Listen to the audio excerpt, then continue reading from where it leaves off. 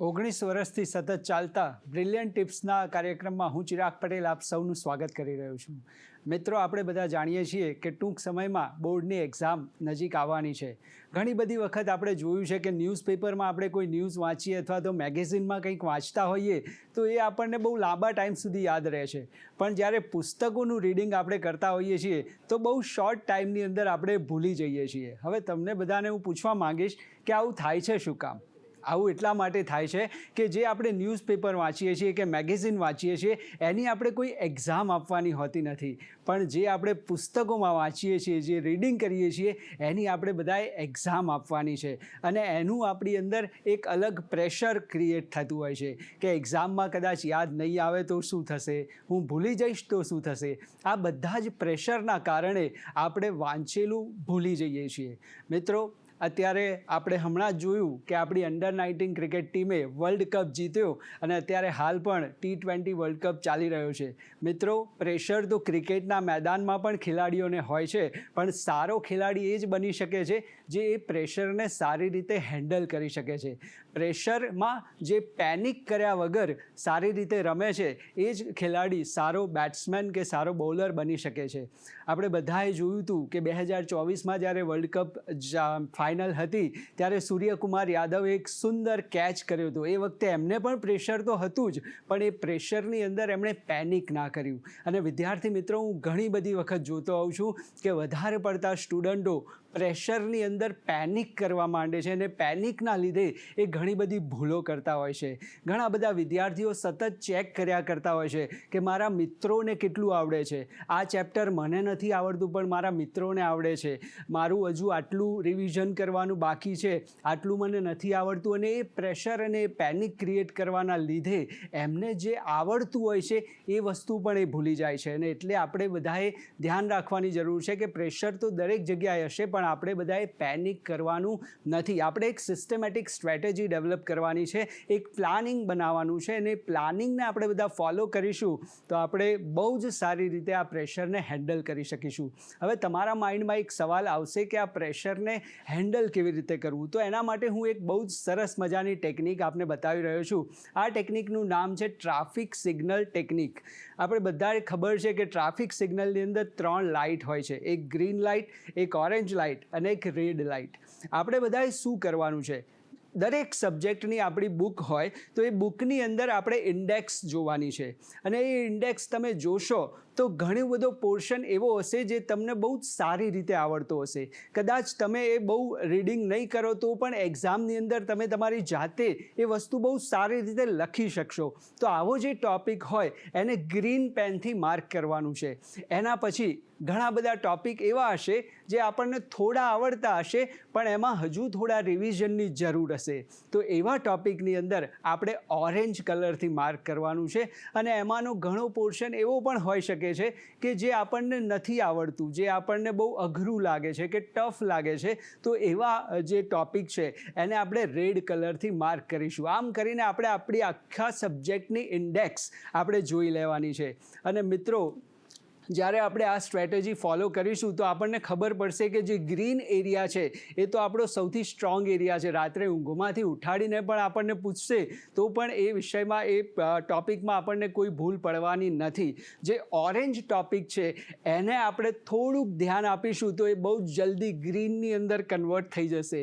અને પછી જે રેડ ટૉપિક્સ આપણા છે, જે રેડ ચેપ્ટર જેની આગળ રેડ માર્ક કરેલું છે એ ટૉપિકને આપણે ધ્યાન રાખીશું તો આપણે બહુ જ સારી રીતે પ્રોપર ટાઈમ મેનેજમેન્ટ કરી શકીશું. કયા વિષયને આપણે કેટલું વેઇટેજ આપવું જોઈએ, કયા ટૉપિકને આપણે કેટલો વાંચવો જોઈએ, કયા ટૉપિક ઉપર કેટલું વેઇટેજ રાખવું જોઈએ, એ આપણે બહુ જ સારી રીતે આ ટેકનિકની મદદથી આપણે એ યુઝ કરી શકીશું. તો સૌથી પહેલાં જે ગ્રીન પોર્શન છે એ તો આપણો સૌથી મજબૂત પોર્શન છે. એના પછી જે ઓરેન્જ પોર્શન છે એની ઉપર આપણે ધ્યાન રાખીને એ ઓરેન્જ પોર્શનને આપણે ગ્રીનમાં કન્વર્ટ કરવા. માની લો કે 50% પોર્શન એવો છે જે ગ્રીનમાં છે અને બીજો 20% પોર્શન જે ઓરેન્જમાં છે એને ગ્રીનમાં કન્વર્ટ કરી દઈશું તો 70% આપણા ઓલરેડી મજબૂત થઈ જશે. અને પછી આપણે રેડ ટોપિક તરફ જઈએ અને ધીમે ધીમે એનું રિવિઝન કરવાનું સ્ટાર્ટ કરીશું તો એ ઓરેન્જ અને ગ્રીનની અંદર કન્વર્ટ થશે.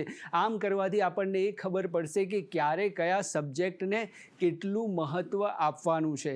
તો આ એક બહુ જ સુંદર મજાની ટેકનિક છે. હવે જ્યારે આપણે રીડિંગ કરવા માટે બેસીએ છીએ ત્યારે આપણે બધાને ખબર છે કે આપણને રિવિઝન પણ કરવું જરૂરી છે. જેટલું સારું આપણે રિવિઝન કરીશું એટલું જ આપણે દરેક વસ્તુને બહુ સારી રીતે યાદ રાખી શકીશું. તો હવે રિવિઝન કરવા માટેની એક સુંદર મજાની ટિપ્સ હું તમને આપી રહ્યો છું. જ્યારે પણ તમે રીડિંગ કરવા બેસો, જ્યારે પણ તમે કંઈક વાંચવા બેસો તો તમારા હાથમાં ઓલવેઝ તમારી પાસે એક હાઇલાઇટર હોવું જરૂરી છે. જ્યારે તમે હાઇલાઇટરનો ઉપયોગ કરશો, એ કોઈ પણ ક્વેશ્ચનનો આન્સર તમે રીડ કરી રહ્યા છો અથવા તો કોઈ પણ ફોર્મ્યુલા આપણે લોકો રીડ કરી રહ્યા છીએ તો એને ઓલવેઝ તમે હાઇલાઇટ કરો. જ્યારે તમે એને હાઇલાઇટ કરશો તો થશે એવું કે ભવિષ્યમાં જ્યારે પણ તમે એ વિષયનું રિવિઝન કરવા બેસશો તો તમે એ હાઇલાઇટેડ પોર્શન તમારા માઇન્ડની અંદર આવશે અને તમારું ફોકસ જે છે એ હાઇલાઇટેડ પોર્શન ઉપર રહેશે. જેટલું વધારે એ હાઇલાઇટેડ પોર્શન ઉપર તમે ધ્યાન આપશો એટલું જ તમારા માઇન્ડની અંદર બધા પોઈન્ટ્સ એકદમ ક્લિયર હશે. એક વખત આપણી માઇન્ડની અંદર બધા પોઈન્ટ ક્લિયર હશે તો પછી એનું ડિસ્ક્રિપ્શન તો આપણે બહુ જ સારી રીતે કરી શકીશું. તો એના માટે એક આ હાઇલાઇટરનો પણ આપણે ખાસ ઉપયોગ કરવો જોઈએ, જેનાથી તમારી જે રિવિઝન પ્રોસેસ છે એ બહુ જ ઝડપી થઈ જશે. ઘણા બધા વિદ્યાર્થીઓને મેં જોયું છે રિવિઝન કરવાનું કહું તો એ લોકો ફરીથી વાંચવાનું ચાલુ કરે છે.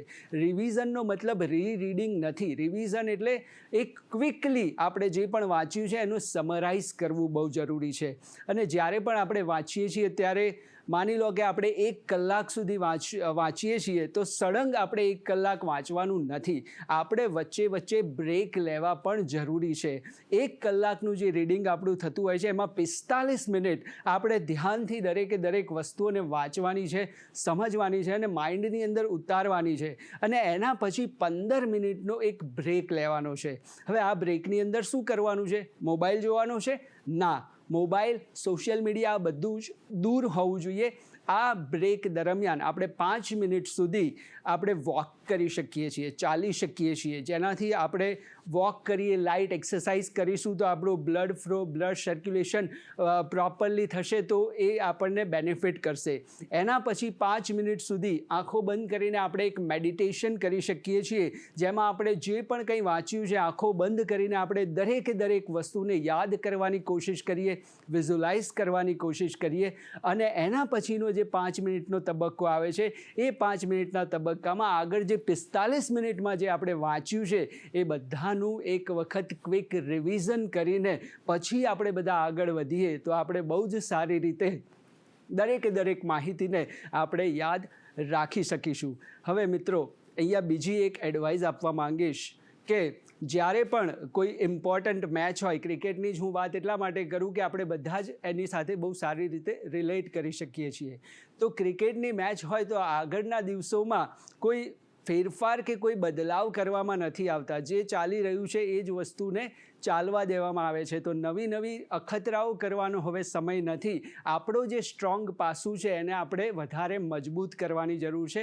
અને માતા પિતાને હું એટલું જ કહેવા માંગીશ કે આ સમયમાં એમ્પાયર કે રેફરી બનવાના બદલે આપણે એક સપોર્ટ સ્ટાફ તરીકે કામ કરવાનું છે અને આપણે એમનું મોરલ વધે એ રીતના આપણે પ્રયત્નો કરવાના છે. અને આ બધી જ વસ્તુઓનું જો આપણે ધ્યાન રાખીશું તો બહુ જ સરળતાથી આપણે આપણા સ્ટડીને આ 1 મહિનાના સમયને આપણે બહુ જ સારી રીતે ઉપયોગ કરી શકીશું. તો આપ સૌ પરીક્ષામાં ખૂબ સફળ થાવ એવી મનોકામના સાથે ખૂબ આભાર. Thank you very much.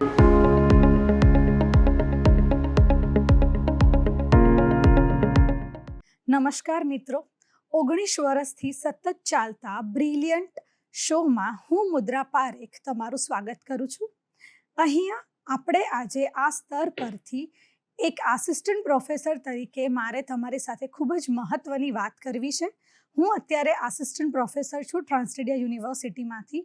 અત્યારે હવે જ્યારે ગણતરીનો સમય તમારી બોર્ડની એક્ઝામ્સ માટે નજીક આવી રહ્યો છે ત્યારે તમારે કઈ મહત્ત્વની વાતો અને કઈ મહત્ત્વની માહિતી ધ્યાનમાં રાખવી અને તમારે કઈ તમારા સ્વાસ્થ્ય માટે અને ભણવા માટે કાળજી રાખવી એ માટે મારે બહુ જ અને ખૂબ જ અગત્યના મુદ્દા વિશે તમારી સાથે વાત કરવી છે. વિદ્યાર્થી મિત્રો, જ્યારે હવે ફક્ત 15થી 20 દિવસ તમારી પાસે બચ્યા છે ત્યારે સ્વાભાવિક છે કે મગજ પર ટેન્શન થવું. એક વર્ષના સમયમાં આપણી પાસે 7 સબ્જેક્ટ્સ હોવા, 7 થી 8 અલગ અલગ સબ્જેક્ટ્સનું મનન ચિંતન કરવાનું છે, રિવિઝન કરવાનું છે, ત્યારે આપણને સ્વાભાવિક રીતે ટેન્શન થશે, ચિંતા પણ થશે કે આટલા ઓછા સમયમાં આપણે આ બધા જ સબ્જેક્ટ્સનું રિવિઝન કેવી રીતે કરી રહીશું. તો એના માટે મારે સૌથી પહેલાં તમને એક વાત અગત્યની કરવી છે કે જ્યારે આપણું મગજ શાંત હશે, આપણું ચિત્ત એકદમ સ્થિર હશે, તો જે પણ પ્રોબ્લેમ છે એ બધાનું સોલ્યુશન આપણને મળી જશે. તો સૌથી પહેલાં અગત્યની વસ્તુ એ છે કે શાંત મગજ માટે આપણે શું કરી શકીએ. તો વિદ્યાર્થી મિત્રો, મારે આજે તમને એક નાનું એકદમ માઇનર સિચ્યુએશનમાં ફક્ત 2 મિનિટમાં થઈ જાય એવા ધ્યાન અંગે તમને વાત કરવી છે. જ્યારે તમે રિવિઝન કરવા બેસો છો કે તમે સવારે વહેલા ઉઠો છો, રાત્રે લેટ નાઇટ સુધી વાંચો છો, આ ભૂલ તમે ના કરશો, કારણ કે 15 દિવસમાં હવે તમારે ટાઈમ મેનેજમેન્ટ સાથે, સ્ટ્રેસ મેનેજમેન્ટ સાથે તમારા વિષયોનું રિવિઝન કરવાનું છે. હવે સૌથી પહેલાં જ્યારે તમે તમારો કોઈ પણ ફેવરેટ સબ્જેક્ટ વાંચવા બેસો છો, 2 મિનિટ માટે તમારો ફોન દૂર મૂકી દો. તમારી આસપાસના એરિયામાં કોઈ ના હોય, એકલા જ્યારે તમે શાંતિથી વાંચવા બેસો છો ત્યારે 2 મિનિટ આંખો બંધ કરી દો. તમારા શ્વાસોશ્વાસનું ઉપર ધ્યાન કેન્દ્રિત કરો અને તમારા વિચારો, જેટલા પણ તમારા મગજમાં આવતા વિચારો છે એ બધાને શાંત કરી અને પછી 2 મિનિટ એકદમ કામનેસ સાથે તમારા મગજને શાંત કરી અને પછી તમારું વાંચવાનું જ્યારે તમે શરૂ કરશો તો જે ટેન્શન છે તમારા મગજમાં એ ટોટલી રિલેક્સેશનમાં કન્વર્ટ થઈ જશે અને પછી તમે જે પણ વાંચશો એના પર તમે ફોકસ કરી શકશો અને તમને સારી રીતે યાદ રહેશે. વિદ્યાર્થી મિત્રો, બીજી ઇમ્પોર્ટન્ટ વસ્તુ મારે તમને એ કહેવી છે કે આ 15 દિવસમાં અત્યાર સુધી તમે જેટલી પણ નોટ્સ બનાવેલી છે, જે ઇમ્પોર્ટન્ટ મટીરિયલનો તમે યુટિલાઇઝેશન કરેલું છે, એ બધી અગત્યની વસ્તુને ફરીથી રિવાઇઝ કરો. કોઈ પણ નવો મુદ્દો, કોઈ પણ નવો ટોપિક એને ના જોશો કે જેથી તમને એવું થાય કે હા, હજી મારે તૈયારી કરવાની બાકી છે. તમારો કોન્ફિડન્સ ઇમ્પ્રૂવ થાય એવી જ રીતે તમે તૈયારી કરો.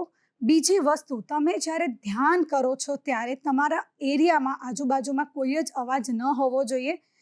વાંચ્યા પછી જ્યારે તમે 1 કલાક 2 કલાક કોન્સ્ટન્ટ વાંચો છો, પછી તમે જ્યારે ફ્રસ્ટ્રેટ થઈ જાઓ છો તો પ્લીઝ 2-5 મિનિટ ફરો, વોક લો, યા તો પછી જે તમને મનગમતું સંગીત છે એ તમે સાંભળી શકો છો. બરાબર છે? આટલી નાની નાની ઝીણી ઝીણી વસ્તુઓનું તમે ચોક્કસથી ધ્યાન રાખો. મારે તમને 2 મુદ્દા પર એકદમ વ્યવસ્થિત વાત કરવી છે કે એક્ઝામની અંદર જતાં પહેલાં, એક્ઝામની સિચ્યુએશનમાં જ્યારે તમે વર્ગખંડમાં એન્ટર થાઓ છો એના પછીની તમારી માનસિક સિચ્યુએશન અને એક્ઝામ કમ્પ્લીટ થયા પછીની તમારી માનસિક સિચ્યુએશન. તો જ્યારે આપણે એક્ઝામનો 1 દિવસ બાકી હોય અને જ્યારે આપણે તૈયારી કરતા હોઈએ છીએ તો આખો જ સિલેબસ કમ્પ્લીટ કરી દેવો, બધા જ ટોપિક કવર કરી લેવા એ જરૂરી નથી. વિદ્યાર્થી મિત્રો, જે પણ ઇમ્પોર્ટન્ટ છે તમારો સિલેબસ ઓપન કરીને બેસો. તમે જુઓ કે કેટલા અગત્યના મુદ્દા છે. છેલ્લા વર્ષોમાં જે અમુક પ્રશ્નો અગત્યના છે, જે તમારા સર, જે તમારા ટીચર્સે તમને ભણાવ્યું છે, જે કીધું છે, જે તમે નોટ ડાઉન કર્યું છે, બસ એના ઉપર જ ફોકસ કરો. બીજી ઇમ્પોર્ટન્ટ વસ્તુ, જ્યારે આપણે વર્ગખંડમાં જવાની છે એના પહેલાંની તૈયારી. વિદ્યાર્થી મિત્રો, તમારી રિસિપ્ટ, તમારા આઈડેન્ટિટી કાર્ડ્સ, તમારી નોટ્સ, ઇવન કે જે તમારે મટીરિયલ લઈને જવાનું છે તમારી સાથે, તમારી પેન, પેન્સિલ, તમારું ઓવરઓલ મટીરિયલ ખૂબ જ તૈયાર રાખો કે લાસ્ટ મિનિટ પર તમારે કોઈ પણ દોડધામ ના થાય. વર્ગખંડમાં જ્યારે તમે એન્ટર કરો છો, વિધાઉટ એની ટેન્શન, એકદમ કામનેસ સાથે તમારી જગ્યા લઈ લો, આસપાસનું સરાઉન્ડિંગ માહોલ તમે જોઈ લો. ત્યાં પણ અગેન મારી એક ટીપ છે કે તમારું 2 મિનિટનું મેડિટેશન. જ્યારે આપણે વર્ગખંડમાં એન્ટર થઈએ છીએ, પેપર આપણા હાથમાં આવે છે, એની પહેલાં આપણી પાસે મિનિમમ 10 થી 15 મિનિટનો ટાઈમ છે. આ એટલો અગત્યનો ટાઈમ છે મિત્રો કે અગર આપણા મગજ ઉપર આ સ્પેસિફિક પીરિયડમાં અગર ટેન્શન હાઈપર થઈ ગયું તો આપણે આપણું પ્રેઝન્ટેશન નહીં જ આપી શકીએ. આપણા માટે સૌથી અગત્યની વસ્તુ છે કે આખા વર્ષ દરમિયાન આપણે જે તૈયારી કરી છે એને આપણે પ્રેઝન્ટ કરવાની છે. 15 મિનિટમાં મારું સૌથી ઇમ્પોર્ટન્ટ ડિસ્કશન અને સજેશન એક જ છે.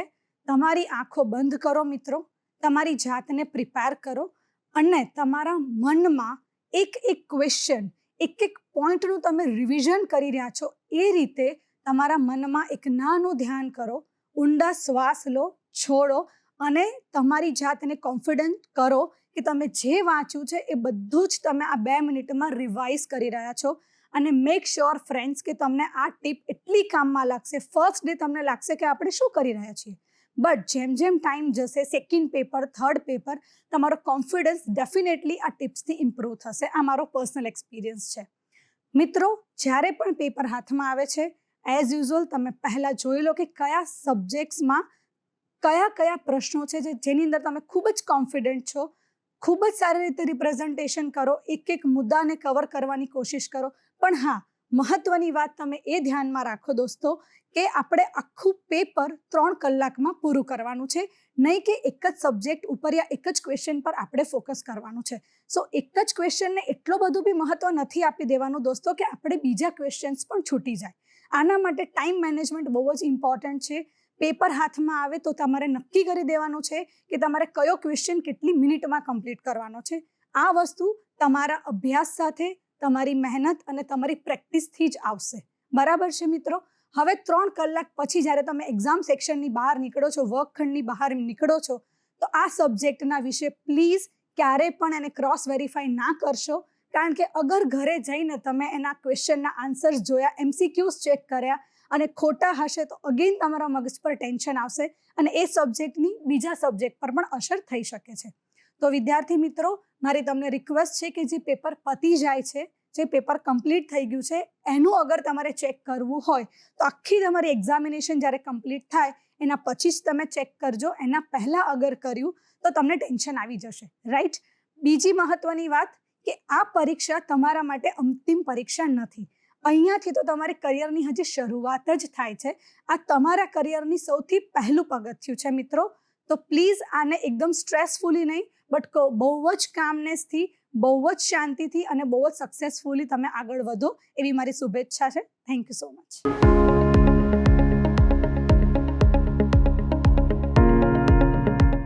વિદ્યાર્થી મિત્રો નમસ્તે. આજે જે આપણે વાત કરવા જઈ રહ્યા છે એ છે એક એક્ઝામની. હવે સૌથી પહેલાં આ એક્ઝામ માટે આપણે શું કરશું? પહેલાં ઊંડો શ્વાસ લો. ઊંડો શ્વાસ એ વિશ્વાસનો, આત્મવિશ્વાસનો, અને આ બંને જ વસ્તુથી આપણને મળશે એક રિલેક્સેશન. યસ, આજે આપણે વાત કરવાની છે કે જ્યારે આપણી પાસે એક લિમિટેડ ડેઝ વધ્યા હોય ને કે બોર્ડની એક્ઝામ આવવાની છે, ત્યારે આપણે શું કરીશું.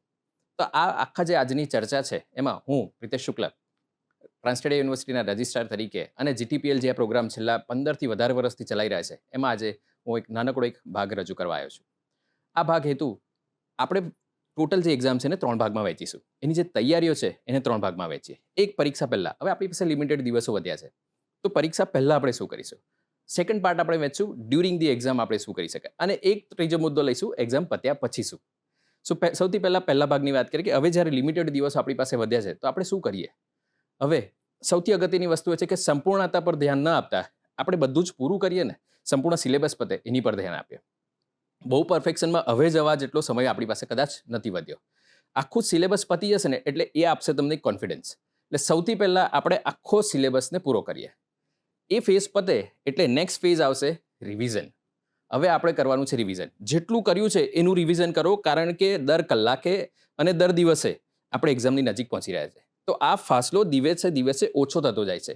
એટલે હવે નવું કશું ટ્રાય નથી કરવું, એના માટે આપણી પાસે આખું વર્ષ હતું ને આપણે બધું કરી લીધું છે. હવે આપણે એકદમ ફોકસ ઓરિએન્ટેડ જઈશું. સ્ટીલ ઇટ્સ અ નંબર, બરાબર છે, પણ આપણે અનેક સાચવીને આગળ વધીશું. આપણે ધીરે ધીરે રોજ પ્રેક્ટિસ કરશું. શું નહીં કરીએ તો આમાં આપણે કંટ્રોલ આપણી જાતને આપણે પોતે કરશું, મોબાઈલને આપણે કંટ્રોલ નહીં કરવા દઈએ. આપણે પૂરતી ઊંઘ લઈશું, ઘરનો ખોરાક લઈશું, બરાબર, અને સ્વસ્થ રહીશું, અને થોડીક હેલ્થની બાબતમાં પણ આપણે એકદમ સભાન રહીશું કે જેથી દરેક વસ્તુ સ્લોલી જ્યારે આપણે એક્ઝામ પાસે જઈએ છીએ, કારણ કે નેચરલી થોડુંક ટેન્શન રહેશે, પણ એ ટેન્શન ઘટાડવાના આપણે કયા પ્રકારો આપણી પાસે અવેલેબલ છે. Regular revision. બીજું, પાછલા વર્ષોના જેટલા પણ એક્ઝામ પેપર છે રિલેવન્ટ, એનો સ્ટડી કરો. એનાથી તમને કોન્ફિડન્સ આવશે અને એક પેટર્ન સમજાશે, માઇન્ડ એનાથી એક્વેન્ટિસ થશે. થર્ડ, પેપર લખવાની પ્રેક્ટિસ કરો. સો આપણે એવું કહી શકાય, લખવાની પ્રેક્ટિસ ઇઝ ઇક્વલ ટુ માર્કની પ્રેક્ટિસ, કારણ કે એનાથી તમારું હાથ અને મન બંને એકસાથે સંકળાય છે. આનાથી જ્યારે રિયલ ક્વેશ્ચન પેપર હાથમાં આવશે ને તો તમને એક કોન્ફિડન્સ હશે કે આ ક્વેશ્ચનને મેં જોયેલો છે, આ ક્વેશ્ચન આવી રીતે લખાયું, મને ખબર છે ક્યાં શું મિસ્ટેક ડ્યુરિંગ પ્રેક્ટિસ થઈ હતી, દેટ કેન બી રિકવર્ડ. આ સૌથી અગત્યનો મુદ્દો થઈ જશે. પછી જ્યારે સમય મળે તો એ સમય હળવા થવા માટે પણ કાઢો. કોન્સ્ટન્ટ એક સાથે ના વાંચો, દિવસને 3 ભાગમાં વહેંચો. 3 ભાગમાં વહેંચવાના અલગ અલગ પ્રકાર હોઈ શકે છે. તમે એ 3 ભાગમાં એક સબ્જેક્ટ આખા દિવસમાં અલગ અલગ રીતે વાંચી શકો છો, અથવા તમે દિવસ દરમિયાન 3 ભાગમાં 3 અલગ અલગ સબ્જેક્ટ લઈ શકો છો. માન લો કે પહેલા તમને ગમતો ફેવરેટ સબ્જેક્ટ, પછી થોડોક ઓકે, અને પછી થોડોક જ્યાં તમને લાગે છે કે ઓકે હવે આમાં મારે ધ્યાન આપવું પડશે, પણ દેટ યુ વિલ ડિસાઇડ. આ રીતે આપણે એક્ઝામની ક્લોઝર પહોંચશું, પણ એ પહેલાં આપણું રિવિઝન થઈ જાય એ વસ્તુનું ખાસ ધ્યાન રાખે. અને સૌથી અગત્યની લાસ્ટ ટીપ આ ફેઝની, કે આપણી જે ટેક્સ્ટબુક હોય 10મા ધોરણ કે 12મા ધોરણના વિદ્યાર્થીની, એ 100, 150, 200 પેજની હોય. આ 200 પેજ જ્યારે એક્ઝામના આગલા દિવસે વાંચવાના આવે ને તો નેચરલી ટેન્શન આવે, એ બહુ સ્વાભાવિક છે. પરંતુ જો આ સમય દરમિયાન આપણે આ જે 200 પેજની બુક છે એને આપણે હેન્ડમેડ નોટ બનાવી દીધી બુલેટ પોઈન્ટ્સની, તો દરેક ચેપ્ટર તમારું કદાચ 2 કે 2.5 પેજમાં પતી જાય. અને જો ટોટલ બી 10 ચેપ્ટર હશે ને તો બી બહુ નાનકડા પેજોમાં આ બધું પતી જશે. So when you have handbook, એ બહુ ઓછા પેજ હશે, 20-25 પેજની હશે આખો સિલેબસ, કે ભાઈ મારા ગણિતના 25 પેજ છે, મારા સમાજ વિદ્યાના આટલા છે, મારા કેમેસ્ટ્રીના આટલા છે, મારા ઇંગ્લિશના આટલા છે. અને જ્યારે એ પેજ લઈને આપણે બેસું ને on the previous day of exam, તો તમને બી એક રિલેક્સેશન, મારે 25 પેજ જ વાંચવાના છે. અને ઓફકોર્સ યુ કેન રિફર, જ્યારે એકવાર આ થઈ જાય પછી તમારી બુકમાં રિફર કરી શકો છો. એટલે આ જે ફેઝ થઈ ગયો એ થઈ ગયો એક્ઝામની આગળ. હવે આવી જઈએ છે કે જ્યારે આપણું પેપર છે તો એક્ઝામના દરમિયાન આપણે શું કરવું. સૌથી પહેલાં જેટલા બોર્ડના નિયમ છે એને અનુસરીને એ જ પ્રકારની સાધન સામગ્રી એક્ઝામ હોલમાં લઈ જઈએ, એના સિવાયનું કંઈ જ ના લઈ જઈએ. સેકન્ડ, એક્ઝામ સેન્ટર પર વહેલા પહોંચીએ. ટ્રાફિકને કોઈ પણ સમસ્યા હોઈ શકે તો આપણે જો વહેલા નીકળીશું તો એને મેનેજ થશે. થર્ડ, જ્યારે એક્ઝામ સેન્ટરમાં જઈએ છીએ આપણે આપણી નિર્ધારિત બેન્ચ પર બેસીએ છીએ ત્યારે થોડીક વાર રિલેક્સ થાઓ, કોન્ફિડન્સપૂર્વક શ્વાસ લો, રાઈટ, આત્મવિશ્વાસ વધારો, કારણ કે હવે તમે એક્ઝામ આપવા જ જઈ રહ્યા છો. અને એ થયા પછી જ્યારે પેપર હાથમાં આવે છે તો એક શાંત ચિત્તથી, શાંત મનથી ક્વેશ્ચન પેપરને સમજો અને એમાં આઈડેન્ટિફાઈ કરો કે ક્યાં તમારો કોન્ફિડન્સ લેવલ બહુ જ હાઈ છે. એ ક્વેશ્ચનને તમે પહેલાં પ્રોપર સિસ્ટમેટિક વેથી અટેન્ડ કરો. જેટલું સુંદર અને સારી રીતે લખશો એટલા જ માર્ક્સ સારા મળશે. સો એની પર બી ધ્યાન આપો કે આખા વર્ષની તમારી મહેનતને તમારે 3 કલાકમાં બહુ જ સરસ રીતે નિઠારવાની છે, તો એને તમે એટલું સરસ રીતે લખો કે પેપર જ્યારે એક્ઝામિન થાય ત્યારે એમને પણ એટલો જ આનંદ અને ઉત્સાહ રહે કે બહુ જ સરસ પેપર લખાયું છે. આ રીતે તમે દરેક એક્ઝામ, દરેક પેપરો આપતા જાઓ. હવે અહીંયા તમારી એક્ઝામ પતે છે અને એકદમ રિલેક્સ રીતે પોતાની કાળજી રાખો, હેલ્થનું ધ્યાન રાખો અને સમયના વેડફાય એનું ધ્યાન રાખો, પણ પૂરતી ઊંઘ ચોક્કસ લો ડ્યુરિંગ ધી એક્ઝામ. જ્યારે એક્ઝામ પતે છે એટલે નાવ યોર રિલેક્સ. હવે જઈએ છીએ આપણે ફેઝ નંબર 3. એક્ઝામ પત્યા પછી no doubt it's a time to enjoy. થોડા દિવસ તમે ડેફિનેટલી એન્જોય કરો, પરંતુ થોડા દિવસ પછી તમે આઈધર 10માની એક્ઝામ આપી કે 12માની આપી, એના પછી હવે ધ્યાન રાખો કે what about my next point. બરાબર, મારું નેક્સ્ટ કરિયર શું છે. 10મામાં છો તો 11માની સ્કૂલ કઈ હશે, મારી બ્રાન્ચ કઈ હશે, સાયન્સ, કોમર્સ, આર્ટ્સ શું હશે.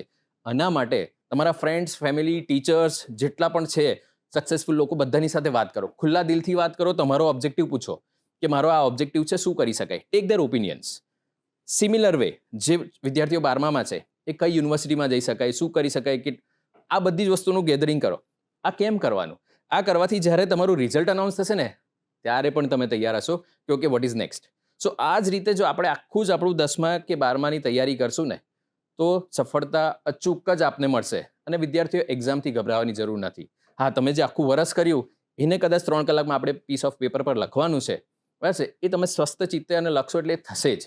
પરંતુ કદાચ નંબર પ્લસ માઇનસ થશે તો એનાથી ગભરાવાની બિલકુલ જરૂર નથી. કદાચ કંઈક પણ એવું થયું તો પણ નેક્સ્ટ સ્ટેપ એ જ છે કે આપની આસપાસ પહેલાં પેરેન્ટ્સને વાત કરો અને પછી શિક્ષકો અને જે અનુભવી લોકો છે એમની પાસે પૂછો કે આ પર્સન્ટેજ પર આગળ શું થઈ શકે. અને બહુ જ વર્લ્ડ ઇઝ ઓપન, બહુ જ સારું ઓપન થઈ રહ્યું છે. સો એનાથી બિલકુલ ગભરાવાની જરૂરી નથી. ઓપોર્ચ્યુનિટી ઘણી બધી છે. So wishing you all the best. Thank you so much.